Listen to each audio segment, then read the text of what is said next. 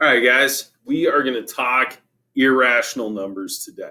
Now, remember, you've already got your basic notes. We'll review some of those, but now we need to add to it. Also, remember, at any point in time, you feel I'm rolling a little too fast, take a minute to write some things down, hit pause, jump back to it. If there's something I say that you didn't quite catch, rewind a little bit and rewatch it. It's a great way to do things. Irrational numbers. Okay. These are I call them non-type numbers. Okay. So they are non-repeating. They are non-terminating. And what we're also going to cover here shortly is non-perfect squares.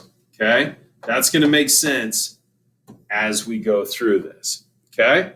So let's switch colors now, and I'm going to jump into this. Okay? A non-repeating, non-terminating number. I happen to have written one down. I'm going to copy it down for you guys real quick, and it is crazy.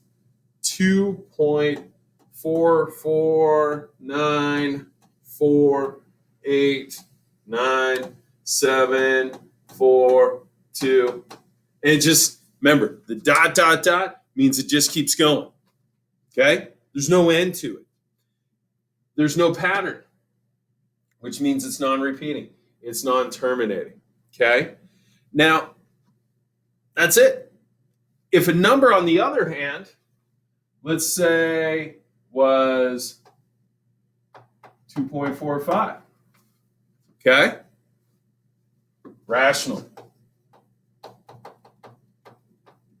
Okay, there it is. Did it repeat? I don't know. No, but it terminated, so it's good.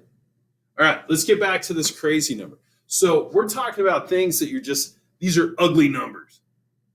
Not right to call a number ugly. Everybody's beautiful. But we're talking about a number that we don't want to work with.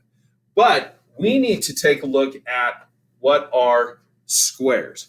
So we're going to start with perfect squares. Okay? And these are really simple. All right? So if I take 1 and square it, well, that gets me 1, is what it is. But if I take 2, switch colors, and I square it, that gets me 4. 3 squared is 9, 4 squared is 16, 5 squared, 25. So our perfect squares, and now I am going to change color, are these guys right there. These are our perfect squares. We call them perfect squares because if I take now we're getting into that symbol, the square root of 1 happens to be 1. We'll dive into that more later. But I take the square root of 4, it's 2. Notice it's almost like a gear shift. This is me going forward, but I got to have a way to go back. Multiplication, okay, when you first learned it, what did we do? We got bigger numbers. But then we divided to go backwards. This, okay, the square root is the equivalent of us working backwards with our power of 2. Okay?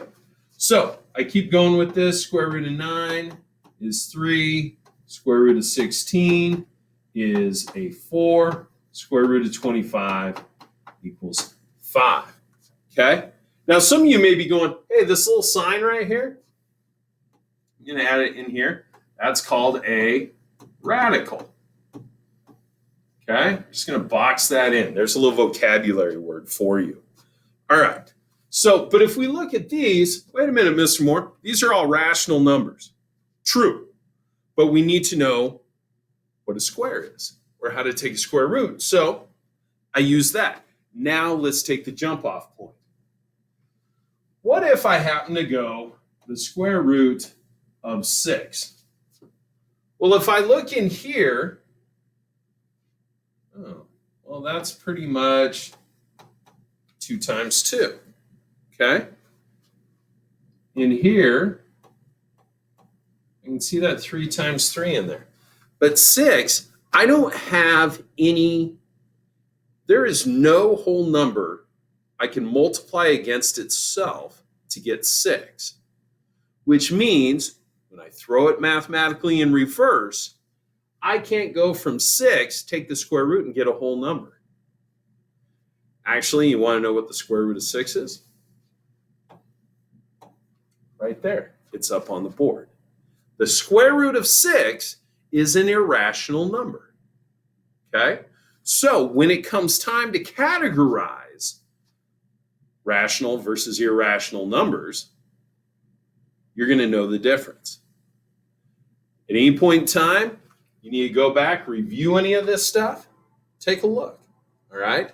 Irrational numbers are kind of not always big numbers, as in size-wise, but a lot of times they're going to be big numbers in what you have to write down.